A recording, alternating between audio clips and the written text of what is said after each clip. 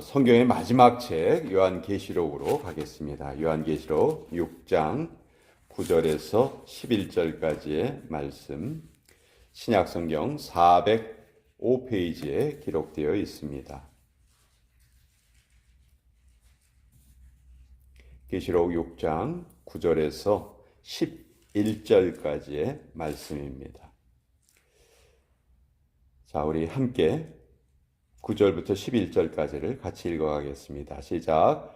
다섯째 인을 떼실 때 내가 보니 하나님의 말씀과 그들이 가진 증거로 말미암아 죽임을 당한 영혼들이 제단 아래에 있어 큰 소리로 불러 이르되 거룩하고 참되신 대주제여, 땅에 거하는 자들을 심판하여 우리 피를 갚아주지 아니하시기를 어느 때까지 하시려 하나이까 하니, 각각 그들에게 흰 두루마기를 주시며 이르시되 아직 잠시 동안 쉬되 그들의 동무 종들과 형제들도 자기처럼 죽임을 당하여 그 수가 차기까지 하라 하시더라. 하나님의 말씀입니다. 아멘.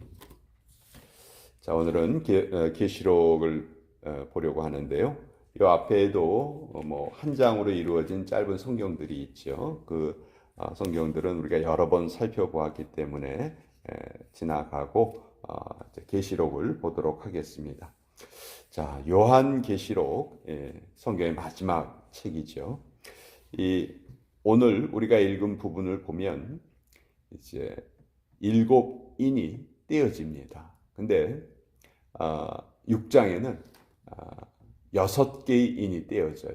그 인이 떼어진다는 것은 이제 계시록에 이제 3가지 일이 기록되어 있는데, 그 당시 사도 요한이 반모섬에 유배되었을 때 사도 요한이 보았던 환상, 또 그때 소아시아 7교회에 일어나고 있던 일들, 그리고 앞으로 장차 이루어질 일들, 이 3가지가 기록되어 있는데, 이제 계시록 6장서부터는 앞으로 장차 이루어질 일에 대해서 요한이 받은 환상을 기록하고 있습니다. 앞으로 이루어질 환상은 예수님께서 완전한 승리를 이루시는 것입니다. 근데 그 승리를 이룰 때 악의 세력을 완전히 그것을 처벌하시죠. 악을 완전히 무찌르시는 그런 내용이 나오는데, 악은 물론이고 악에 동조했던 사람들, 신앙을 가지고 있지 않았던 사람들을 심판하시는 그런 내용이 이제 6장서부터 아주 길게 기록되고 있어요. 그래서 이 부분을 볼 때 우리는 참 두려움을 느끼게 되는 것이 일반적인 그런 감정입니다. 그렇지만 믿음을 가지고 있는 사람들에게는 사실 두려움을 느낄 필요가 하나도 없어요.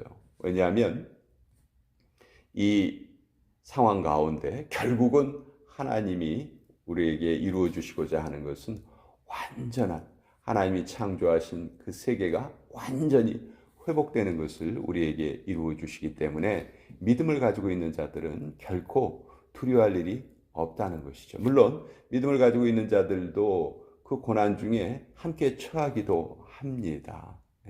자, 생각해 보세요. 요한이 지금 반모섬에 유배가 돼 있습니다. 그 당시 우리가 그 당시에 신앙생활을 하고 있었던 성도들이라면 그 상황을 바라보면서 어떤 마음이 들었을까요? 너무너무 낙심했을 것입니다.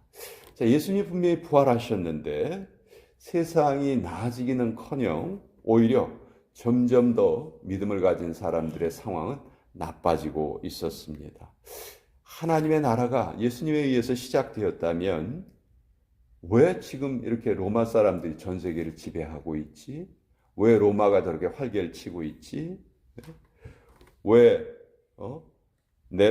로마의 황제가 성도들을 핍박하고 지도자들을 처형하고 왜 이런 일들이 계속 이루어지고 있는 것이지? 아마 성도들이 많이 고민에 빠져 있었을 거예요. 그 고민에 빠져 있는 성도들에게 주신 해답이 이 요한계시록이에요. 요한은 하나님의 말씀을 우리에게 대언해 주시는데, 간단하게 결론부터 말하면 이거예요. 악이라는 것은 역사의 구성 요소예요. 그렇지만 일부 요소예요. 전체가 아니라는 것이죠. 예를 들어서 우리가 이런 게 있어요. 몸에 예를 들어서 치통이 찾아왔다. 그럼 이가 무척 아프죠. 근데 이가 아픈 거를 어떻게 해석하냐면 우리 몸 전체가 아픈 걸로 해석해요. 이가 아프면 그냥 온몸이 아픈 것처럼 느껴져요. 사실 이는 아프지만 몸의 다른 부위는 다 건강하거든요. 손과 발 다 움직일 수 있고, 뭐 귀도 정상이고, 뭐 걸어 다닐 수도 있고 다 정상이에요. 근데 이가 하나 아프면은 우리는 어떻게 생각하냐면 내 온몸이 아픈 것처럼 그렇게 착각할 수가 있어요. 이처럼 악이라는 요소가 눈에 보일 때가 있죠. 그러면 마치 그 악이 온 우주를 다 뒤덮고 있는 것처럼 우리가 잘못 오해할 때가 있습니다. 그렇지 않다는 거죠. 아무리 악이 득세하는 것처럼 보여도 결코 하나님의 주권을 건드릴 수 없다는 거예요. 자, 우리 6장서부터 이제 하나씩 인이 띄어지거든요. 자, 1절에 보세요. 6장 1절. 내가 보매 어린 양이 7인 중에 하나를 떼시는데 그때 내가 들으니 네 생물 중에 하나가 우레소리같이 말하되 오라 하기로. 자, 여기에 인이 떼어질 때마다 이제 어떤 사건이 일어나요. 근데 그 인이 떼어질 때마다 고난이 일어나게 되거든요. 근데 우리 보통 고난의 주권자를 누구로 생각하기가 쉽습니까? 악이라고 생각하기 쉬워요. 사탄이라고 생각하기 쉽습니다. 근데 여기에서 7인을 떼시는 분이 누구예요? 어린 양이 떼시는 거예요. 그러니까 우리 역사에 고난이 다가와요. 이상한 일이 일어나요. 그런데 그것을 주관하고 계시는 분이 예수님이시라는 거예요. 우리는 다 죽음의 권세를 사탄이 가지고 있는 줄 오해해요. 그렇지 않다는 거예요. 모든 역사의 주권자는 하나님이시다. 아무리 악이 득세하는 것처럼 보여도 그것은 하나의 역사 전체를 이루는 것의 한 부분에 불과하다. 모자이크에 불과하다. 그리고 때로는 하나님께서 그 악조차도 사용하셔서 하나님의 역사를 이루어 가세요. 구약에 보면 애굽이 이스라엘 백성들을 핍박하죠. 430년 동안 노예로 삼고 있죠. 그렇지만 그 애굽을 통해서 하나님 출애굽을 이루십니다. 또 아수르나 바벨론이 북이스라엘이나 남유다를 멸망을 시켜요. 그렇지만 그들 역시 하나님이 사용하시는 도구에 불과했던 것이죠. 지나고 나면 이런 것을 다 알게 된다는 거예요. 그러니까 지금 성도들이 느끼고 있는 그런 무기력함이라든지 어려움이라든지 이런 것이 결코 성도들이 넘어설 수 없는 것이 아니고 그것 역시 다 예수님의 주관 아래에 있는 것이다. 그러니 두려워할 필요가 없다 하는 것을 계시록은 계속해서 강조하고 있는 거죠. 자, 오늘 우리가 읽은 9절부터 11절까지 보면 이제 다섯 번째 인이 떼어질 때 어떤 일이 벌어지냐 하면 9절에 이렇게 돼 있죠. 다섯째 인을 떼실 때 내가 보니 하나님의 말씀과 그들이 가진 증거로 말미암아 죽임을 당한 영혼들이 제단 아래에 있었다. 갑자기 이제 하늘나라의 환상을 보게 됩니다. 여기 보면 순교자들, 믿음을 지키려 하다가 순교한 자들이 이제 하나님께 호소를 해요. 10절에 큰 소리로 불러 이르되 거룩하고 참되신 대주제여 땅에 거하는 자들을 심판하여 우리 피를 갚아주지 아니하시기를 어느 때까지 하시려 하나이까. 지금 우리는 땅에서 벌어지는 고난으로 인해서 그 고난에 맞서다가 믿음을 지키려 하다가 우리는 순교했습니다. 그 순교자들이 하나님께 지금 호소하고 있어요. 하나님, 우리 이 일을, 우리의 이 억울함을 언제 갚아주시겠습니까? 근데 그때 11절에 그 답이 이렇게 돼 있죠. 각각 그들에게 흰 두루마기를 주시며 이르시되 아직 잠시 동안 쉬되 그들의 동무종들과 형제들도 차기처럼 죽임을 당하여 그 수가 차기까지 하라 하시더라. 그 수가 차기까지.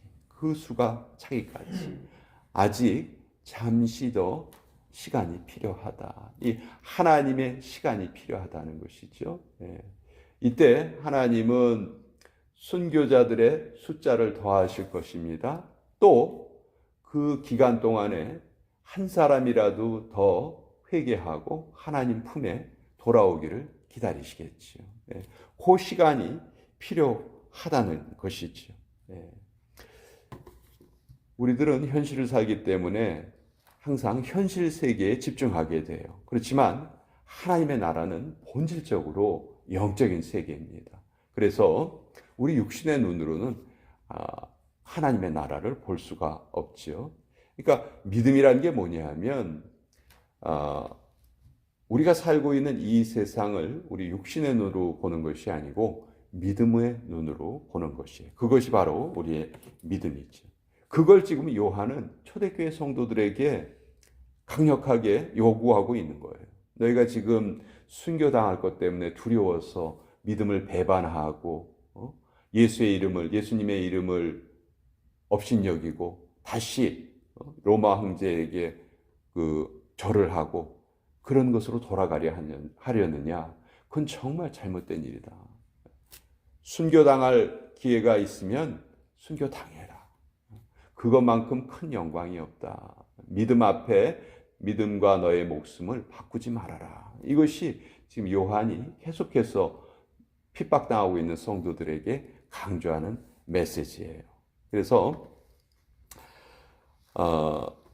때때로 우리 성도들의 고난당하는 모습, 또 순교당하는 모습, 이게 세상의 눈으로 보면 패배처럼 보일 수가 있습니다. 그렇지만 하늘나라에서 보기에는 그것이 결코 패배가 아니라는 것이죠. 오히려 가장 큰 영광이라는 거예요. 우리가 현실 생활에서 고난을 당하면서 그 고난에 지지 않고 그 고난을 믿음으로 이기려 하고 실제로 믿음으로 이겨내는 것은 하나님께서 가장 기뻐하시는 모습이라는 거죠. 결국 우리의 신앙의 목적은 영혼의 구원이잖아요. 믿음의 결국 영혼의 구원을 받음이라.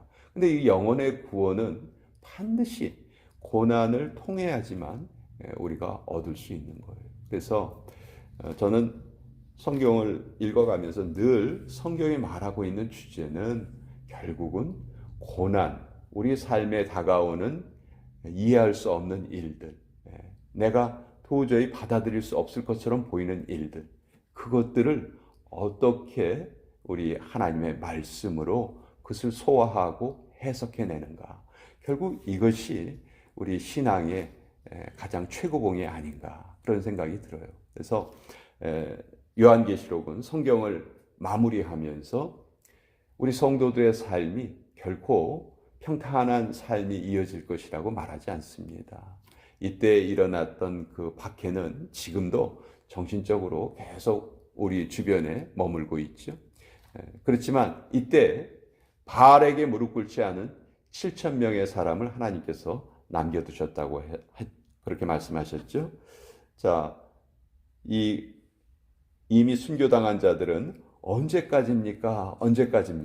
이렇게 호소하고 있어요. 그렇지만 하나님의 응답은 나의 때를 기다려라. 그것이 하나님의 응답이셨고, 또 우리도 지금 동일한 질문을 할 수 있죠. 내 삶의 고난이 이렇게 있습니다. 하나님, 언제까지 제가 참아야 합니까? 언제면은 내 상황이 바꾸어질 수 있겠습니까? 하나님께서는 그때 우리에게 말씀하십니다.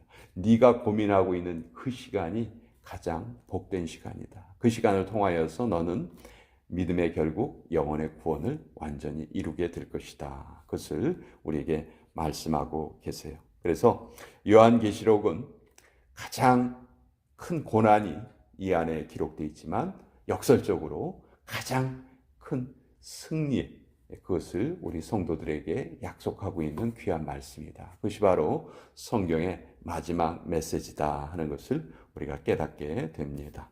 자, 오늘